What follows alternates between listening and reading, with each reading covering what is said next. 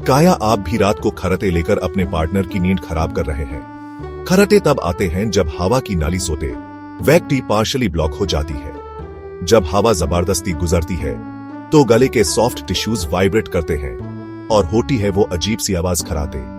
ये प्रॉब्लम उन लोगों में ज्यादा होती है जो मोटे हैं, पीठ के बल सोते हैं या जिनके नाक में ब्लॉकेज होती है। खर्राटे लेने वाले लोगों में स्लीप अपनिया का रिस्क होता है, जिससे फटीग, हाई ब्लड प्रेशर और हार्ट अटैक का भी रिस्क बढ़ सकता है। डॉक्टर्स कहते हैं अगर आप रोज खर्राटे लेते हैं तो एक बार ईएनटी या स्लीप स्पेशलिस्ट से मिलना चाहिए।